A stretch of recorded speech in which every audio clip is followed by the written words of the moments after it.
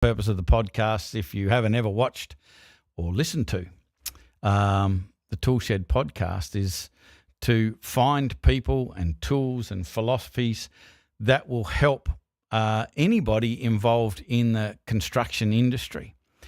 In this episode, I'm talking to Victor Zhou, and he runs an organisation called Your CFO Partner.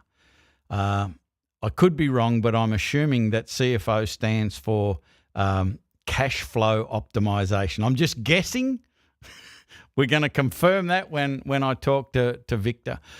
But what excites me about this conversation is that one of the biggest challenges with creating and maintaining a business that's going to last and is going to support the owner and the people in it is how well it does financially. I don't know of any businesses that have gone out of business because they made too much money. I don't know of any. I'm fairly certain that there aren't any. But they go out of business generally because of financial problems.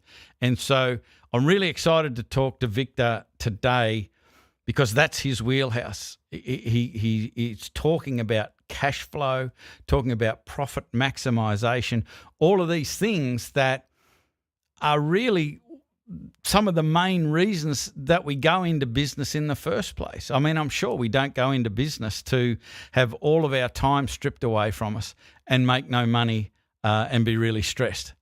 I'm sure we don't go into business to achieve those things, but it seems to be the case for many, many businesses that they don't make the money that they want to make. They don't have the time freedom that they want to experience. And they have levels of stress that they don't want. So we're going to talk about today at least one of those areas that will probably support some of the other areas such as distress, because I think that money stress is some of the worst stress. So in any case, I would like to welcome Victor to the podcast. Thank you very much for coming on the show. I'm super excited to talk to you about this because, I mean, money problems can cause some of the biggest stress. So I'd love to start off by learning a little bit about your background and how you got involved in helping people with the financial side of their business. Thanks, Mick. Really appreciate that you bring us to the show, and I'm super excited to be invited to talk about the cash flow, which is one of the biggest killer in the construction industry in particular. Yeah. Was I right with the CFO stands for cash flow optimization? That was a guess. Well, I didn't thought about that, but thanks for giving me that brilliant idea. I'm going to use that moving forward. Super brilliant. Yeah. All right. So just a bit about my journey. So I started about 15 years ago working as an accountant. And when I start in my career, I start in the pre-insolvency industry. So helping these business that having these financial difficulties to help them turn around the business and treating out of the trouble. At that time, majority of the clients coming to us is from construction. So as a young accounting professional, like that made me start wondering how we get into that position, like why this happens to construction so much. And if I be honest, like when clients coming to us, some people that we can help them, some people we can't. So we quite often deal with very sad stories that client who can even go break down mentally during the meeting. Right? So I don't want to see that happens. That pushed me to start looking into solutions that help them stop avoid to fall into the business failure, avoid have to deal with low cash flow issues. And when I start looking into these solutions, then I find out there are many causes for their cash flow issues. It's not just that they don't have sales. Sales is normally not a problem. It's a lot of times about the way that they run the project, the way that they deal with cash, the way that they're thinking about profit. That is really the cause of the issue. So I left that career as a pre-insolvency accountant after 4 years. Then I start learning and implement strategies that can really help the construction business to build a scalable business that have a strong cash flow, also not burning the business owner out. So that's what brings us to today. Yeah, perfect. What I really love about what you just said, because it resonates with me. I'm a big proponent of prevention is better than the cure, and when you're working with 100%. businesses going insolvent, it's like there's a massive problem. Let's fix it. Like let's sort this out as best as we can. But wouldn't it be great to work in a space where we can prevent insolvency? As I said at the start, it's like, people don't generally walk away from their business because they're making too much money. It's generally the opposite of that, and it's not normally a sales issue. And one of the things that we spoke about before we pressed the go button was, you're a big fan of Mike Michalowicz and Profit First. Yeah.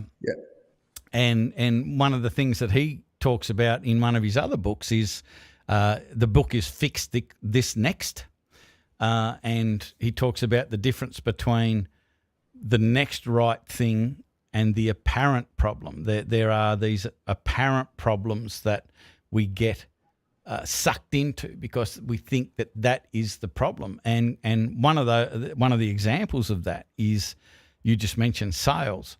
That people think, oh, I'm not making enough profit, I need to make more sales.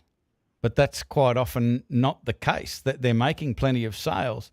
They're just not managing their money effectively, not making the right decisions. So would you mind telling us, based on your experience, what are some of the really common problems in a construction business where the owner or the people running the business make mistakes managing the financial decisions and the measurement that cause them to potentially not be profitable?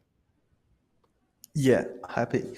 Okay, so from our vision, that we're looking at this cash flow management issues in three levels. They are creating the vision, managing your plan, and create your financial ID.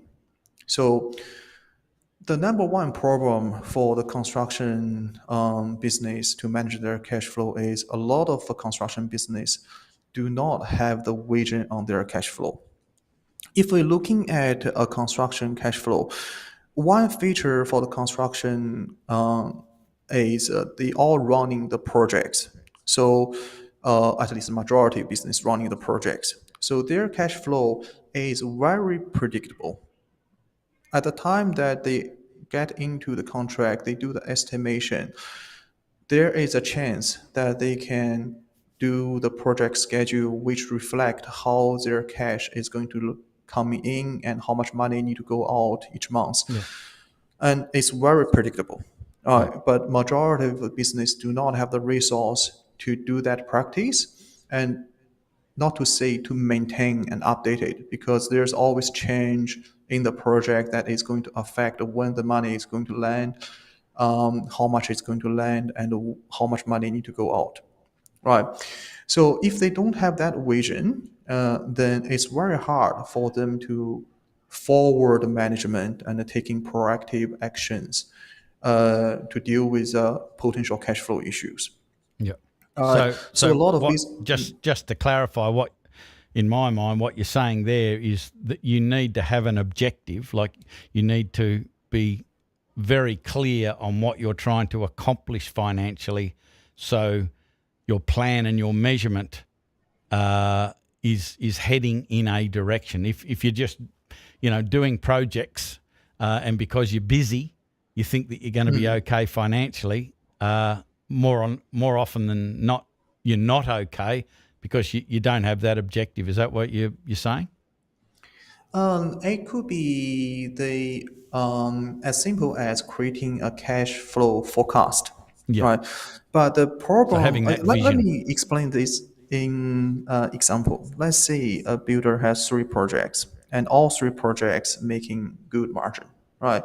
So at the time that before they start the job, they will think, I'm going to make $1 million this year based on these three projects. But there could be a scenario when you get to the middle stage of the projects of the year, they realize they don't have the money to continue finish the project.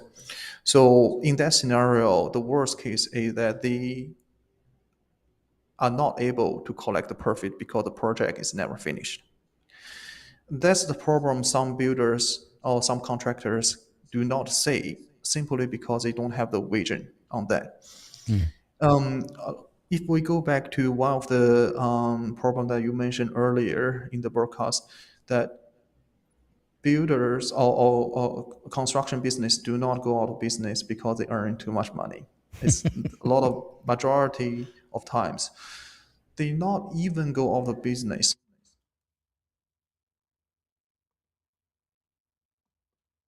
They always go out of business because there's no more cash flow to support the continued operation.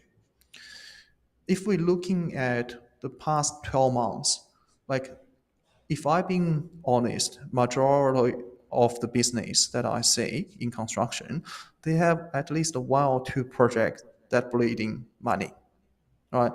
But they can treat all of that as long as they can make sure the future project is profitable and also they have the money to trading forward. But doesn't matter if they've been profitable or not in the past. If moving forward they're running out of cash, that will be end of the story. And when we're talking about cash, we're not just talking about the money that's sitting in their bank. We're talking about the overall cash flow position that also include the finance facility that they can utilize to support the cash flow. Yes. Yeah. So that's about vision. And once they got a vision of their cash flow, then they can move on to the next stage, which is planning. So the vision is going to tell them uh, whether my cash flow is going to stay above the bottom line. Let's say that the bottom line figure is I need to have a $500,000 in my bank account. Then that will create the vision, like when that cash flow is potentially going to become issue. And because this cash flow vision is built based on their project schedule, say, so when they can forecast, can foresee this problem happening, the first thing they can do is go back to review their project schedule, see whether they can do some internal change, managing their resource more effectively in order to create a more smooth cash flow. It's better to have just $100,000 in their bank account constantly in the next 6 months than having $1 million now and it goes into an overdraft 10 days later. Yes. Yeah. Right. So that's what we call about making the plan, adjust the plan. And then if if they need to get extra fund outside their project to meet the cash flow need, then that's what we're talking about financial ID. A lot of business in construction may not heard about this term financial ID. So you can put yourself in a lender's shoes. Right? When you lend money to people, you give your principal and you expecting to earn an interest. what would you care most? Uh, if for me, I won't care too much about how much interest I earn compared to whether I can receive my principal back. Yeah. Yeah. So you will make judgment for that whether you can receive the principal back based on your observation about the borrower, whether this borrower have a strong position, whether they have a good financial future, and whether this person behind the business is trustworthy. Mhm. So that's what we call financial ID. The problem with the business going borrowing is a lot of business when they start the finance activity, when they start considering the borrowing, they don't have a good financial ID.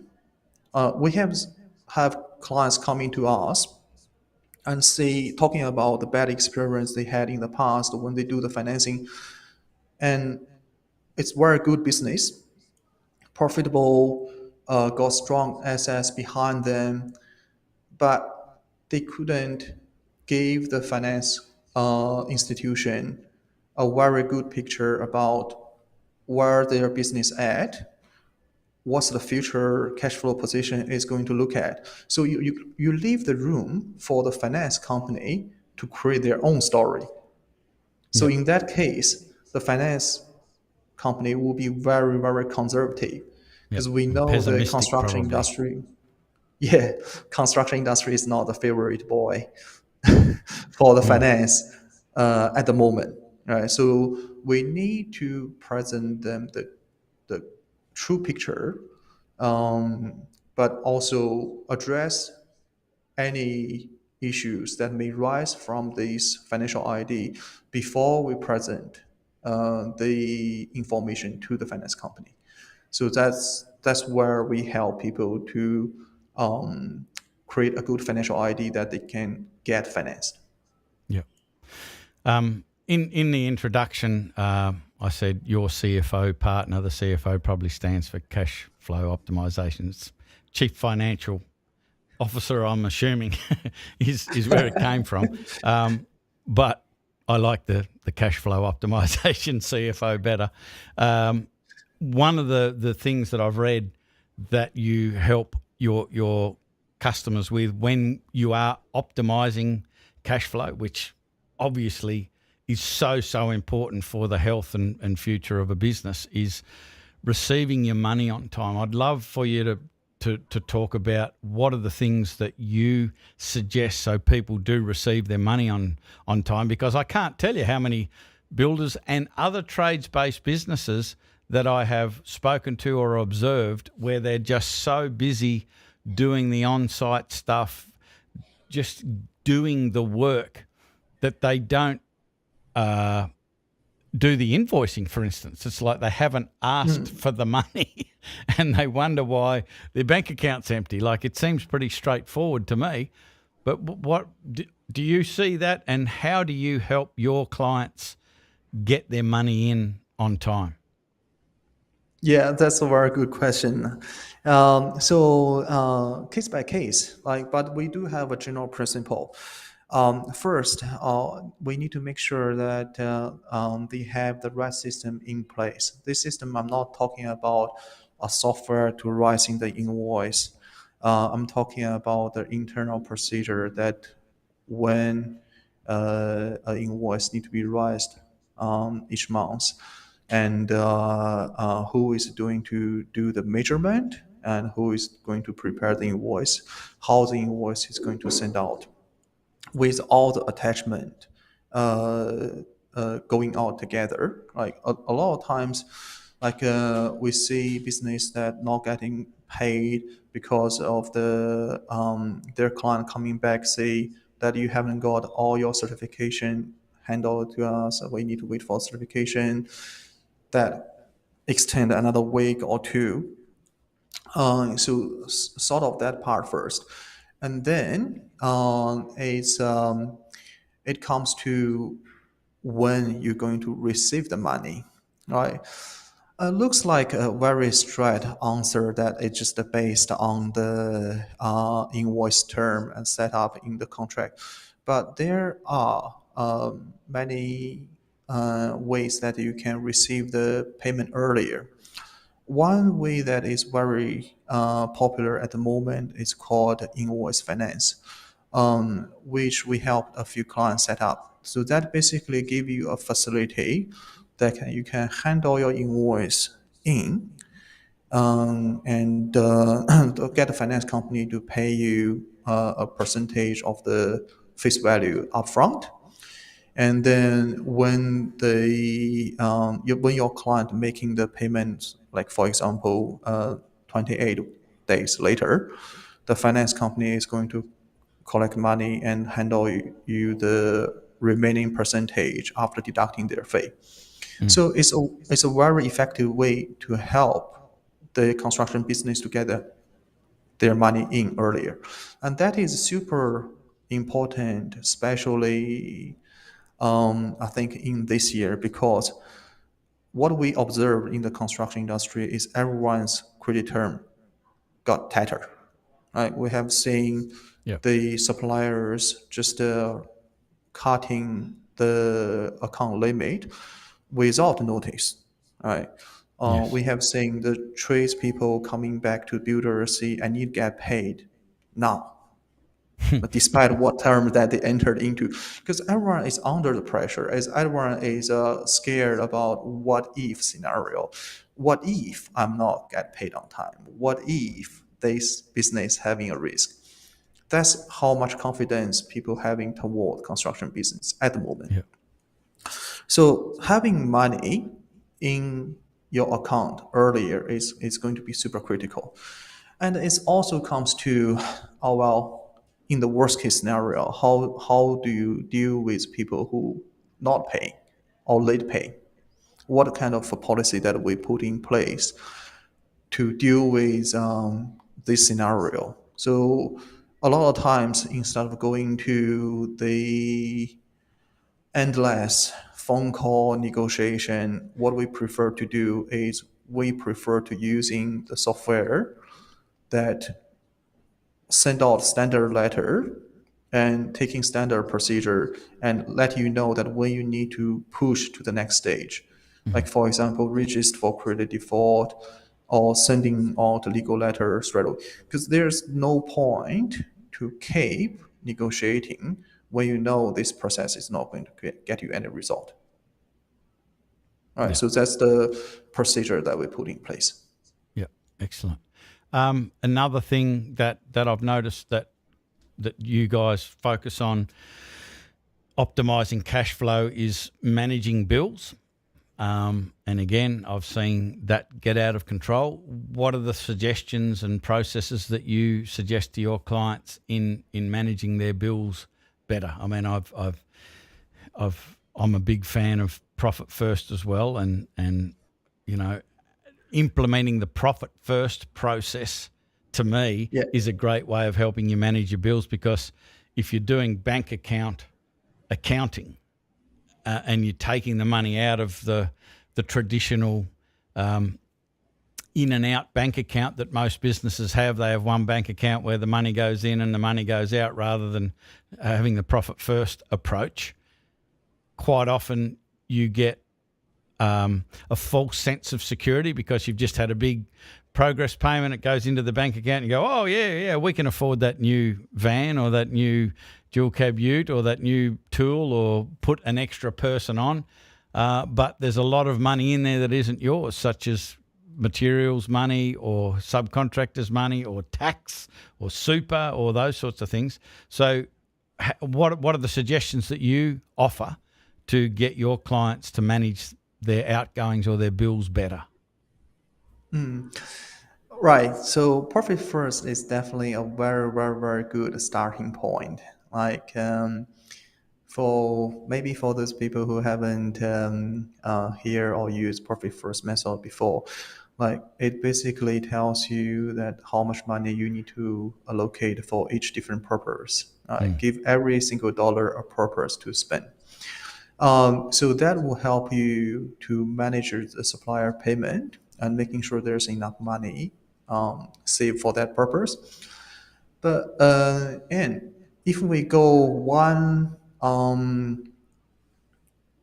level, if we go to the next level about managing the bills, what my suggestion would be set up your rules.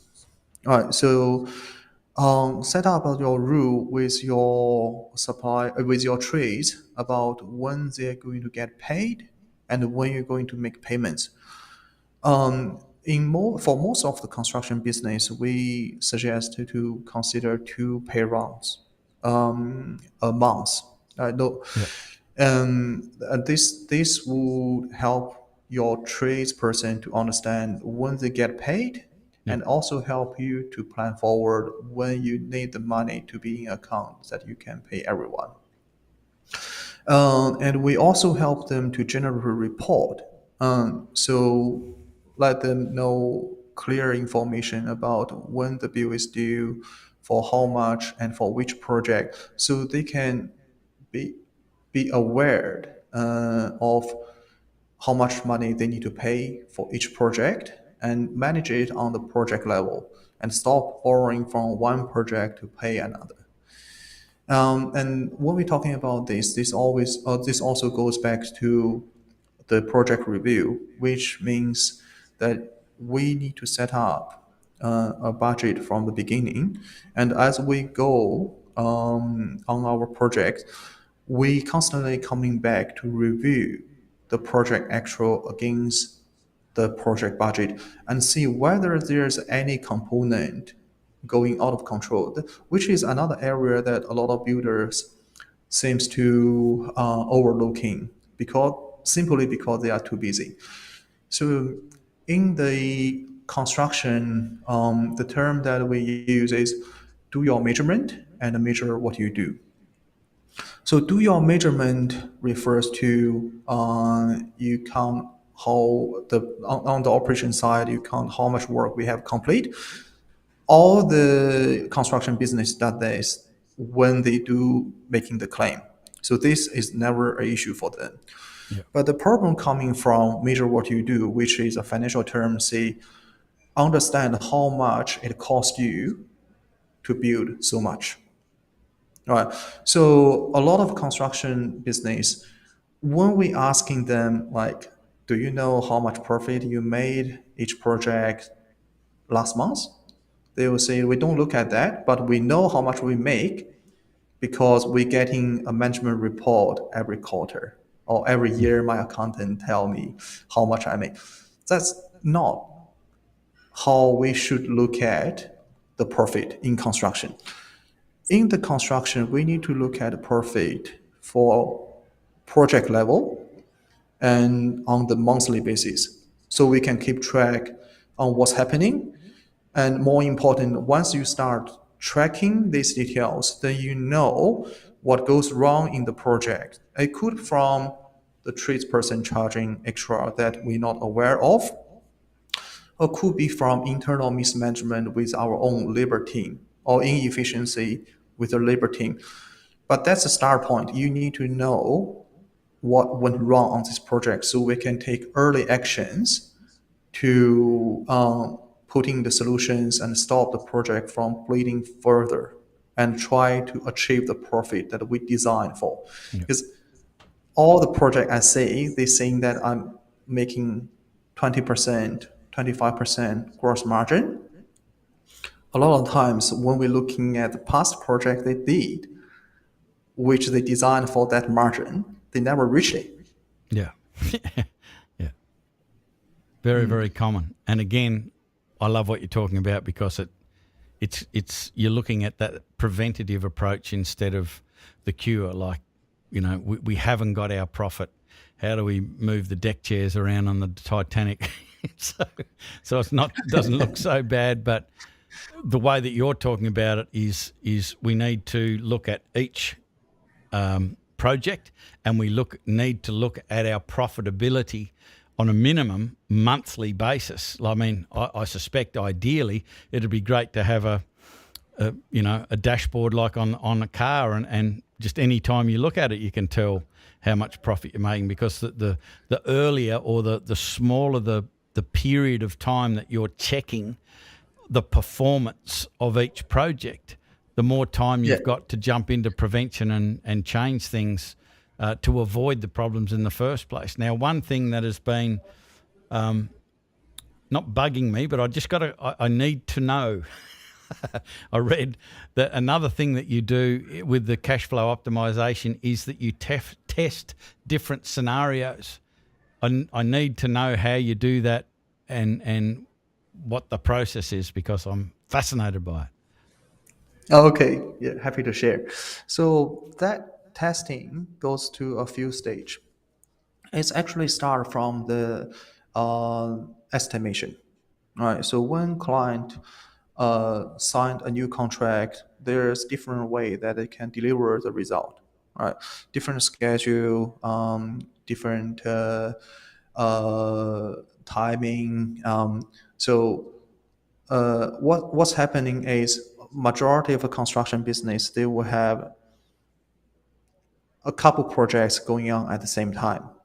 So what we do is we put this information into the cash flow forecast, and we are able to tell, like based on their initial estimation, initial project schedule, uh, what the cash flow is going to look like. Because all the testing the only thing that you care is what different scenario would result in the cash flow position.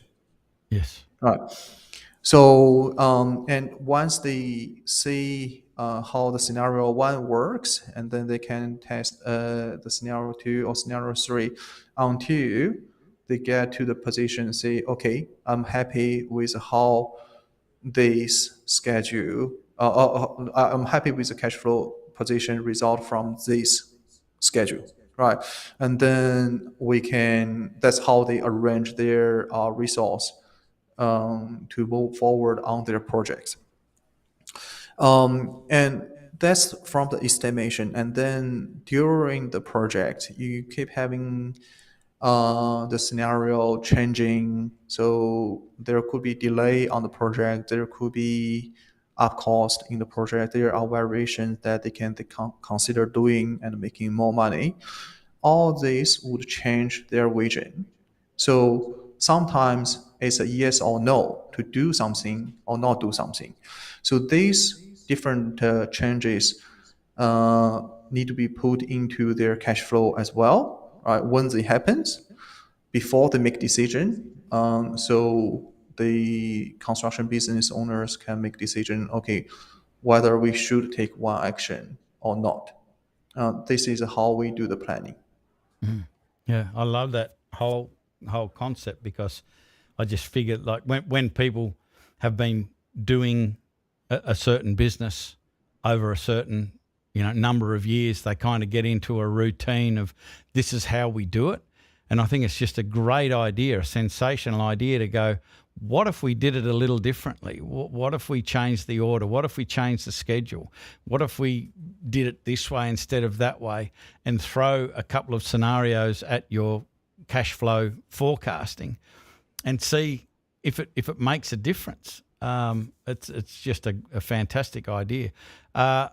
You also mentioned margin, gross margin a little minute ago, and I know that in your project profit maximisation process that you offer your clients, one of the things that you talk about is understanding your true margin. And you just mentioned, a builder might think that I've put a margin of 25% on it, which means, in $1 million project, I'll end up with $250,000 in the back pocket when it's all finished.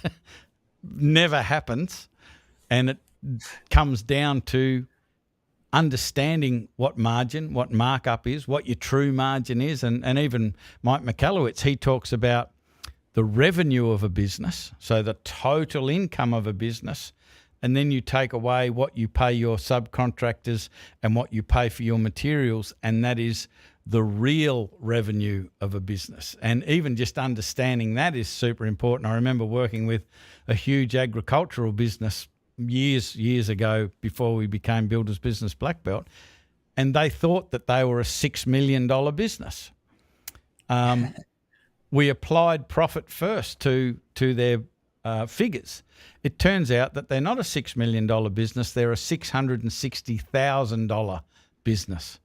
And the effect that had on the business owners, when they thought they were a $6 million business, it influenced their behaviour, and they would, well, we need a new truck, let's go and take out a lease for a new truck or a new machine or this, that and the other. And they had old machines around their farms all over the place.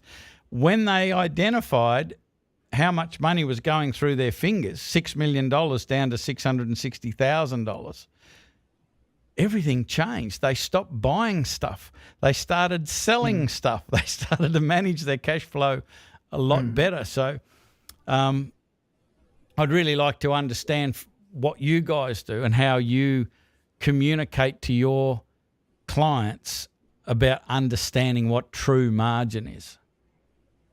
Yeah. So when we're talking about margin in the construction business, there's two parts. One is gross margin. The other one is the net margin, which is like a true margin. So when we design the gross margin, this coming from the estimation. Again, that's a start point. So let's see that a construction business designed for 25% margin. So goes back to how they do the estimation. These days, we still made a lot of construction business that do their estimation purely based on their experience, without a second opinion to verify how much the trees will charge them, how much material would really cost them, and sometimes without even understanding like how much their internal team labor cost is. So like our opinion is, if they don't verify this information in their estimation, then the 25% gross margin, the design based on that cost, is quite often biased and normally result in a worse financial result, right? So that's one thing. And then on that gross margin, what they need to do is goes back to tracking the project and measure what the financial cost for the work that completed. And try in the ideal position that we want to push our client to be able to deliver a better financial result than just 25%, because a lot of times if they can make sure that the tradesperson do their job right, there's no extra charge. The rest of work is to work on the internal labor efficiency, making sure that we can make more margin on the internal labor than we designed for. Right. So that leads to the next question, like after you reach your gross margin, what is your true margin? This actually comes to this is actually much more complicated than just looking at the gross margin, because the OPEX cost is very different for each business. So It's OPEX not meaning just that's operational expenses. Is that what you're talking about? Yeah, operation Expenses expense. to operate. But operation expense is not just on the profit loss, what you pay for the rent, what you pay for the admin staff.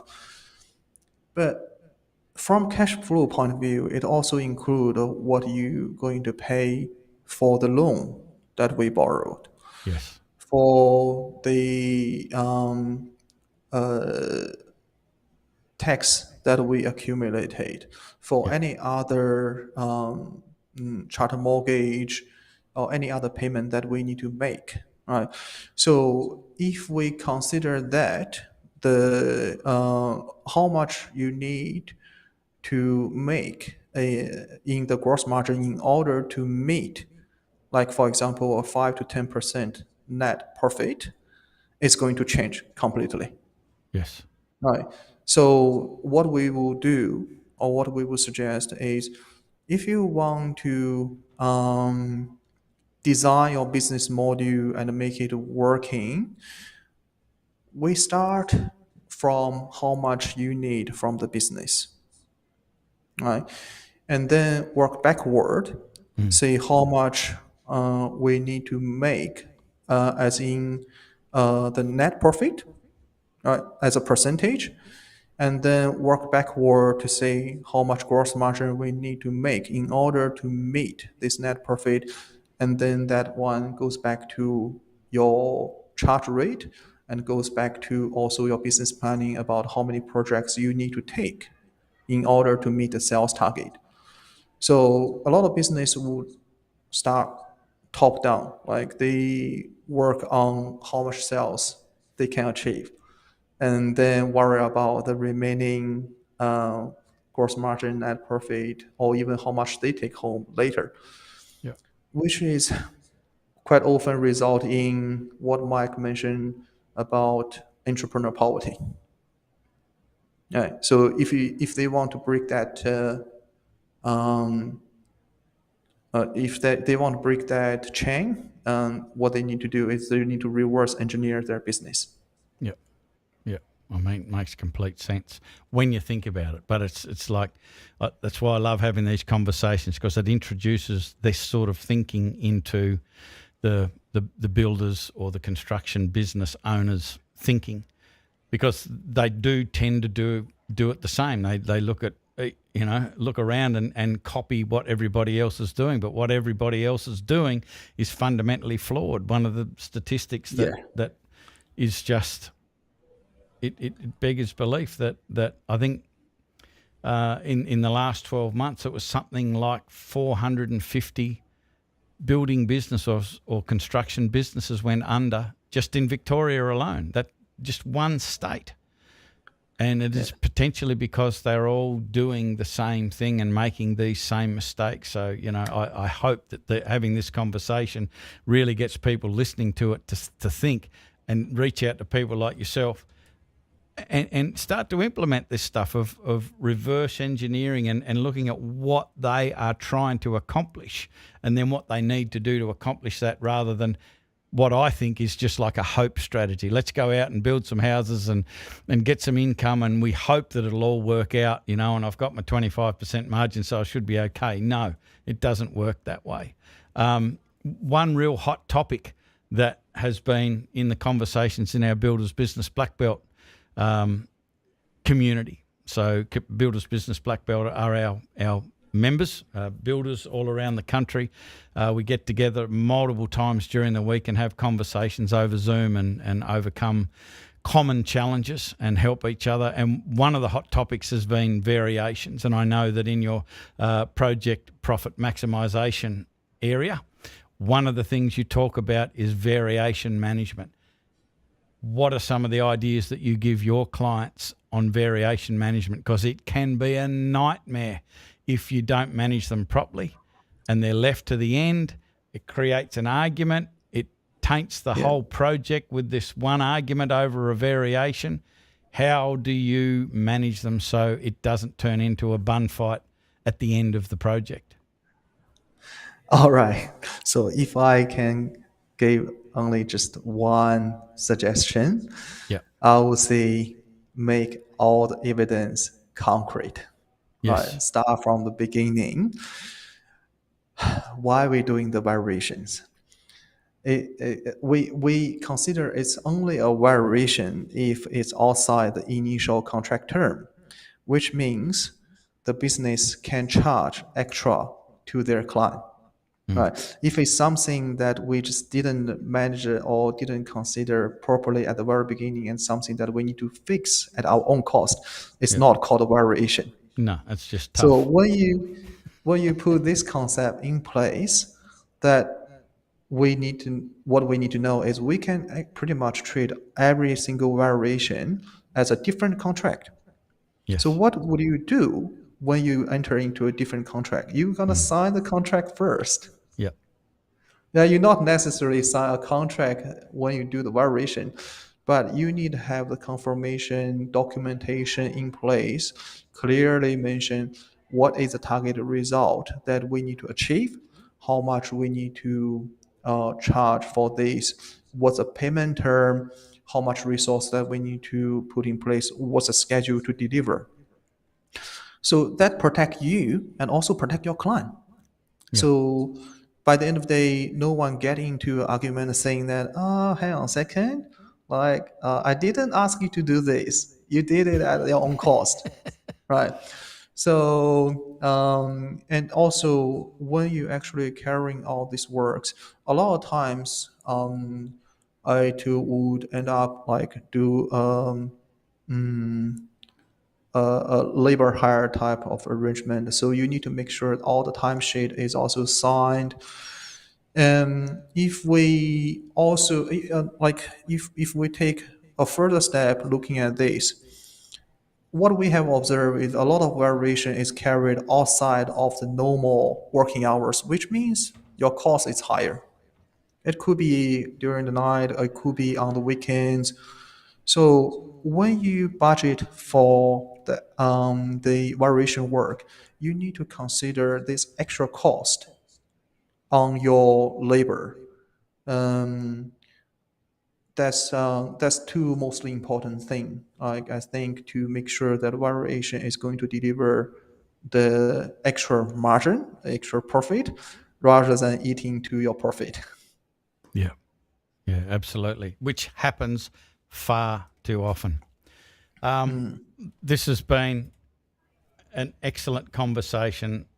It's so important to talk about these sorts of things. Yes, it's more work. Yes, it might be something that you don't want to address because it's a pain in the ass and all of that sort of stuff. But it's absolutely critical to the ongoing success of a resilient business. Measurement, what gets measured gets managed. And if we don't have that measurement and we don't have the objective and the vision and understand what we need to measure to get to that financial vision, that financial outcome, it can just end up in all sorts of issues. So super appreciate you being on the podcast and sharing your knowledge and how you deal with your clients and how you support them. Is there a process, and can you run us through the process? Somebody listening to this and they go, I think I need to look into this a little bit deeper and perhaps have a conversation with Victor.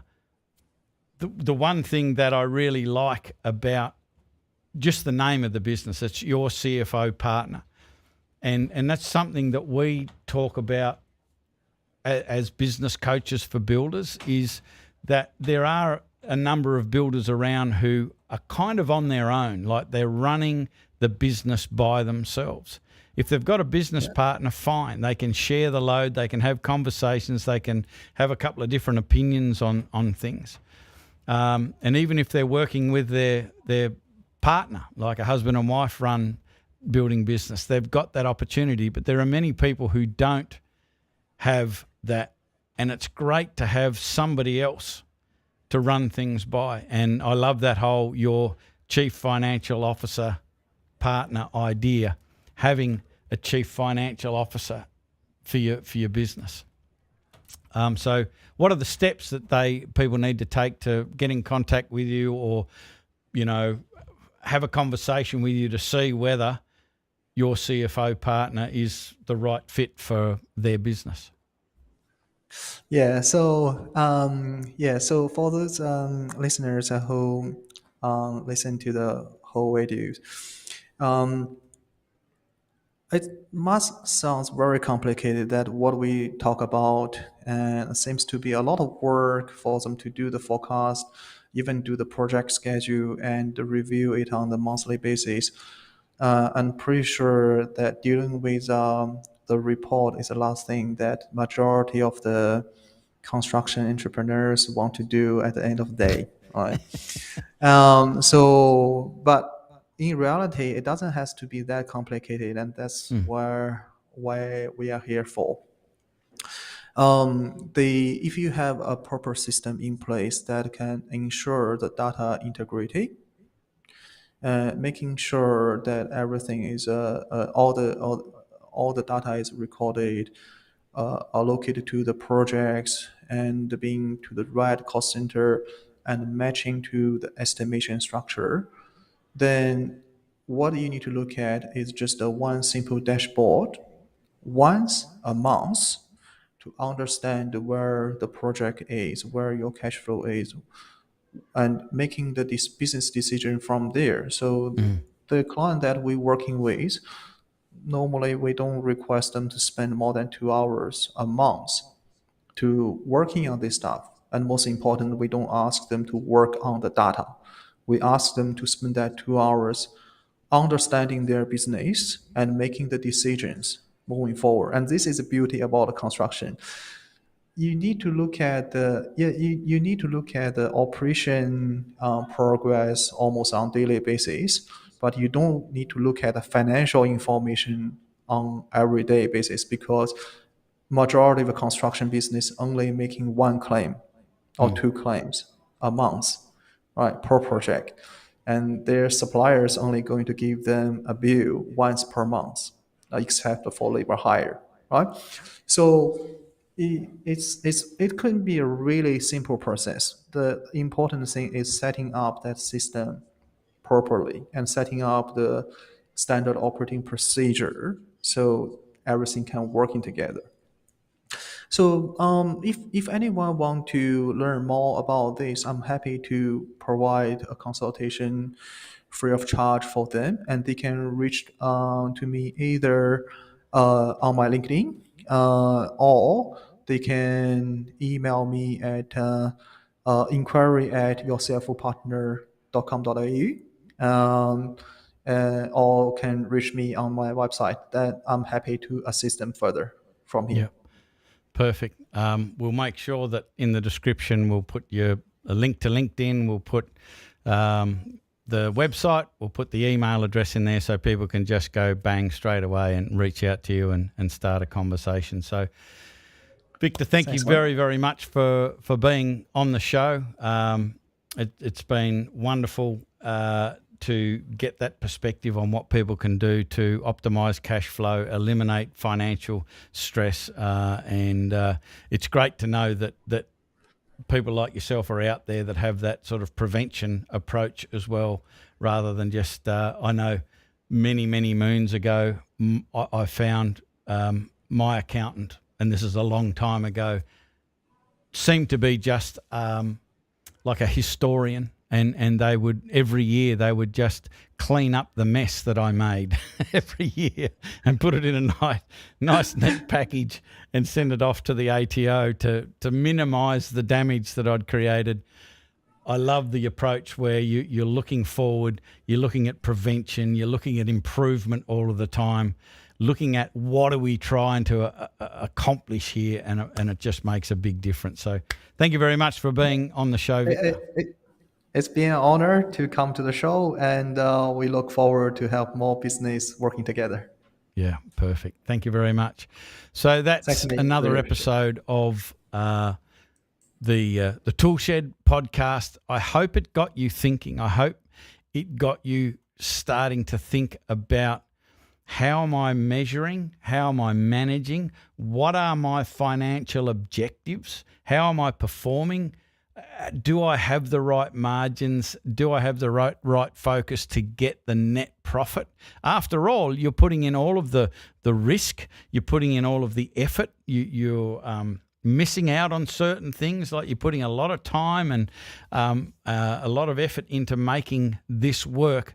You need to make sure that you're clear on what you're trying to accomplish so you can measure your progress toward it. And there are people like Victor and Your CFO Partner.com.au out there to help you do that. So please reach out, have a conversation with Victor, and start to put a plan in place and a dashboard in place that can help you understand where you are at any given time financially with your business, and hopefully reducing that financial distress. So hope you enjoyed this episode. We'll be back with another episode before you know it. I'm Mick Hawes from Builders Business Black Belt. This has been the Toolshed Podcast. Goodbye for now. See you next time.